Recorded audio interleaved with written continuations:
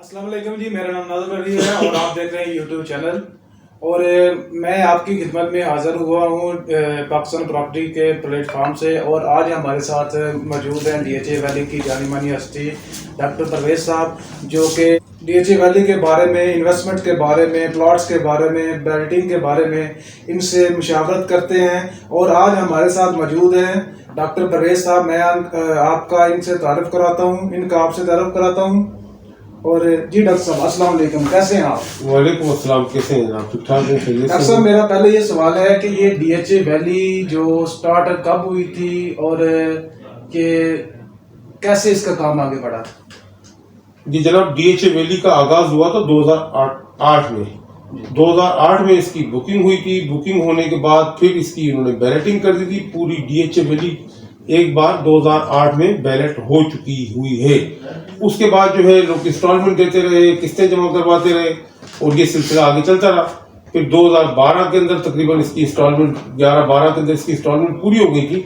उसके बाद जो है DHA वैली का DHA ने पोजीशन वगैरह देना था, लेकिन पोजीशन हैंडओवर नहीं हुआ।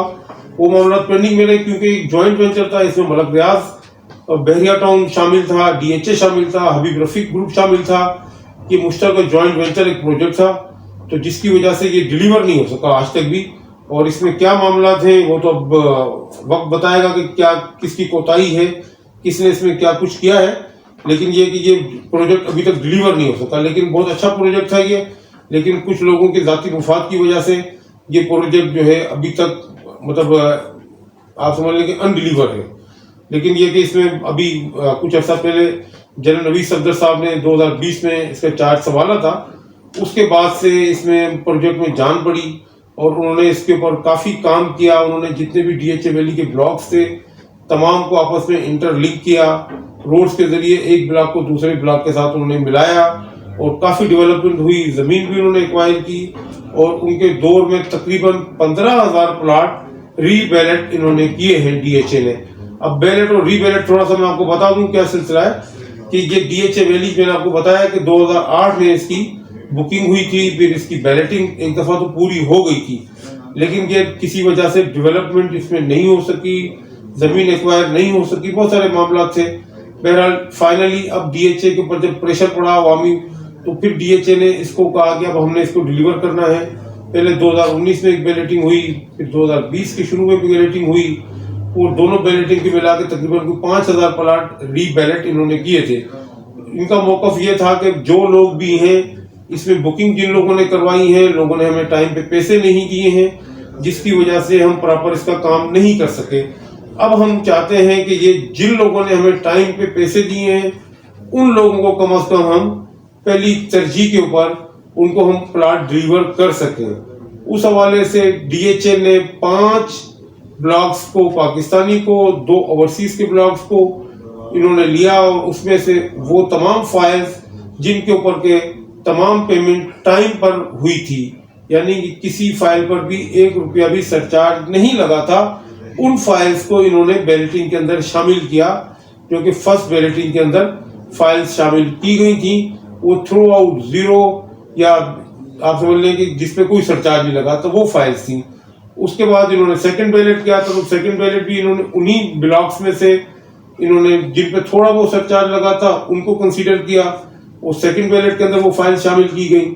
उसके बाद जो है फिर थर्ड बैलेट जनरल नवीद साहब के दौर में हुआ, तकरीबन कोई 2022 के शुरू के अंदर ये बैलेटिंग हुई थी और उसमें सिर्फ 5 मरले की फाइल्स बैलेट हुई थी और 5 मरले की फाइल्स भी समझ लीजिए कि इन्होंने क्राइटेरिया चेंज कर दिया था। क्राइटेरिया उसमें यह रखा गया था कि जो फर्स्ट अलाटी हैं, जिन लोगों ने DHA से प्लाट्स बुक करवाए थे, सिर्फ उन लोगों को इन्होंने शामिल किया था। मार्केट से खरीदी हुई फाइल्स को इन्होंने बैलेटिंग में कंसीडर नहीं किया था। उसके बाद फिर सितंबर 2022 में 4th बैलेट हुआ। 4th बैलेटिंग के अंदर 5 मरला 8 मरला की तमाम फाइल्स कंसीडर हुई और उसमें फर्स्ट सेकंड बैलेट वाली भी कुछ फाइल्स को कंसीडर करके टोटल तकरीबन 15,000 प्लाट समझ लीजिए कि बैलेटिंग कर दी DHA ने। ठीक हो गया। अब मुझे ये बताएं कि क्या DHA वैली के पास उतनी जगह है जितनी इन्होंने फाइलें इशू की हुई हैं? नहीं, जगह तो इनके पास नहीं है, लेकिन बात यह है कि उन्होंने टोटल 66,000 फाइलें दी थी बेची तो खैर इन्होंने 1 लाख से ऊपर थी। इसमें आर्मी पर्सन को से बता दो कितनी इशू हुई थी ये चर्चा से? इनको तकरीबन 14,000 फाइल्स थी आर्मी पर्सन को जो दी थी जी जी जी।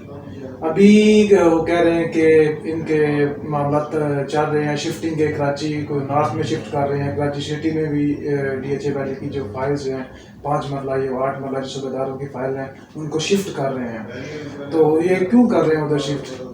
वजह ये है कि यहाँ पर मैंने आपको पहले बताया कि जो प्लॉट्स इन्होंने बेचे थे इनके पास जगह नहीं थी उसकी, तो इन्होंने जो आर्मी पर्सन थे उन तमाम लोगों को कराची शिफ्ट कर दिया। जो कि 14,000 फाइल्स थी उनमें से भी कुछ फाइल्स ऐसी हैं जो कि लोगों ने ओपन करवा के मार्केट में सेल कर दी थी, और सेल करने के बाद एक मतलब जो फाइल होती है उसकी मतलब ट्रांसफर हो जाती है ना, कुछ लोग ट्रांसफर करवा लेते हैं। जो फाइल्स ट्रांसफर हो गई है ना, मतलब आर्मी पर्सन के नाम से चेंज होके किसी और बंदे के नाम पर वो ट्रांसफर हो गई है, वो फाइल्स कराची शिफ्ट नहीं हुई है। और सिर्फ जो आर्मी पर्सन के नाम पर फाइल्स थी, बेशक उन्होंने मार्केट में बेच दी थी, ओपन फाइल्स करवा के ओपन ही बेच दी थी, और वो यानी कि किसी और बंदे ने अपने नाम पे सेकंड इंडोर्समेंट नहीं करवाई थी या ट्रांसफर नहीं करवाई थी, उन्हीं लोगों के नाम पर वो फाइल्स थी। तो उन फाइल्स को भी डीएचए ने कंसीडर किया है, उनको भी कराची शिफ्ट कर दिया है। जी ठीक हो गया। और अब ये मुझे बताएं कि ये जो पोजीशन के क्या सूरत हाल है, यानी कि कुछ फाइलों को जो है ना बेल्टिंग में आती है, उनको पोजीशन लेटर भी मिल जाता है लेकिन पोजीशन नहीं होती उधर, तो उसके बारे में आप क्या कहना चाहते हैं? पोजीशन के हवाले से देखें, डीएचए ने जब फर्स्ट बैलेट किया था तो उनको कहा था कि हम आपको 2021 में पोजीशन दे देंगे। जो सेकंड बैलेट किया था उनको कहा था कि 2022 में आपको हम पोजीशन दे देंगे। इसी हिसाब से उन्होंने फर्स्ट बैलेट वालों को पोजीशन लेटर भी जारी किए थे, और कुछ लोगों को इंटीमेशन लेटर भी दिए थे कि पोजीशन के हवाले से। लेकिन मैंने आपको बताया कि वहाँ पर काम हो रहा है, बड़ी तेज़ी से काम हो रहा है और बहुत डेवलपमेंट हुई है वहाँ पर। ऐसा नहीं है कि काम नहीं हुआ है, लेकिन क्या है कि अखराजात बढ़ गए हैं। आपको पता है महंगाई हो गई है, तमाम चीज़ों के रेट्स बढ़ गए। तो डीएचए जो है उन तमाम अखराजात पर काबू पाने के लिए उनके पास इतने फंड्स नहीं है, तो उन्होंने उसके लिए जो जिन लोगों को फर्स्ट बैलेट सेकंड जो भी मतलब थे, उनसे पहले तो उन्होंने एसडीसी के नाम पर ऐसे चार्जेस लगाए थे। 8 मरले वालों पर 4,25,000 रुपया, 5 मरले वालों पर तकरीबन 3 लाख रुपया लगाया था। लेकिन उसके बाद जो है अब महंगाई की वजह से अखराजात बढ़ गए, तो फिर डीएचए ने उन पे एस्केलेशन के नाम से और चार्जेस लगाए हैं। जो रेट का डिफरेंस आ गया है वो उन्होंने डीएचए ने लगाए हैं। 8 मरले पे 6 लाख रुपए का एस्केलेशन चार्जेस लगे हैं, और 5 मरले पे 4 लाख रुपए के एस्केलेशन चार्जेस लगे हैं। जी बेहतर हो गया। अभी मुझे ये बताएं कि ये जो जीरो सरचार्ज वाली फाइल है और जिसपे सरचार्ज लगा हुआ, इसके रेट ऊपर नीचे क्यों होते हैं? रेट कम या ज्यादा क्यों होते हैं? नहीं, ये तो सिर्फ मार्केट के अंदर डीलर्स की टैक्टिक्स हैं, अदरवाइज तो कोई देखा ना। पहली जो बैलेटिंग हुई थी मैंने आपको बताया, उसमें डीएचए ने जो कंसीडर किया था वो जो थ्रू आउट जीरो फाइल है ना उसको कंसीडर किया था। लेकिन उसके बाद डीएचए की पॉलिसी चेंज हो गई, यानी कि उसके बाद थर्ड बैलेट हुआ, फोर्थ बैलेट हुआ, उसमें उन्होंने फर्स्ट अलॉटी को कंसीडर किया है। अब लोग ये समझते हैं कि यार जो टाइमली पेड है यानी थ्रू आउट जीरो फाइल है, डीएचए अगर कोई मतलब अगर तरजीह देगा तो पहली तरजीह में हम लोग शामिल होंगे या वो फाइल शामिल होंगी, इसकी वजह से उसका रेट में थोड़ा सा फर्क होता है। ये आप मुझे ये बताएं, मेरे की सवाल है कि डीएचए वैली का फ्यूचर क्या है? अभी इन्वेस्टमेंट के हिसाब से क्या फ्यूचर है? कब तक ये तैयार हो सकती है? इस वक्त देखें, पाकिस्तान में जितनी भी सोसाइटीज हैं किसी का भी कोई फ्यूचर नहीं है इस वक्त इन्वेस्टमेंट के हिसाब से, क्योंकि गुज़िश्ता दौरे हुकूमत में हुकूमत की प्रॉपर्टी के हवाले से फ्रेंडली पॉलिसीज की वजह से प्रॉपर्टी की मार्केट ने बहुत ज़्यादा ग्रो किया था, बहुत ज़्यादा पीक पर प्राइसेस चली गई थी। अब सिलसिला ये है कि वो प्राइसेस तो जाहिर सी बात है कि 10 रुपये की चीज़ 50 रुपये पे चली गई थी। यानी कि डीएचए वैली की फाइल्स की मिसाल ले लें, क्योंकि आप समझ लें कि बैलेट वाला यानी रीबैलेट वाला प्लॉट 13 लाख रुपये 12 लाख रुपये का था, तो वो 70 और 80 लाख रुपये में चले गया था रेट। लेकिन अब करेक्शन आई है, काफ़ी ज़्यादा कीमतें कम हुई हैं। आप समझ लें कि आधी कीमतें इस वक्त हो चुकी हुई हैं, यानी जो 70 लाख की फाइल थी या प्लॉट था वो समझ लें कि अब 40 लाख रुपए पर आ गया। उस हिसाब से इसके अंदर काफ़ी कीमतों में कमी आ गई है। तो मैं समझता हूँ कि इस वक्त डीएचए वैली के अंदर अगर इन्वेस्टमेंट की जाए तो बेस्ट इन्वेस्टमेंट डीएचए वैली ही बनती है। बाकी दूसरी जो सोसाइटीज हैं उसमें करेक्शन आई है, लेकिन इतनी ज़्यादा करेक्शन नहीं आई है। और ये कि अभी भी वो ज़्यादा यानी कि रेट्स हैं उनके, ये जेन्युइन जो रेट था जहाँ से ये चला था उस रेट से अभी भी समझ लें कि 3-4 गुना रेट उनका ज़्यादा है।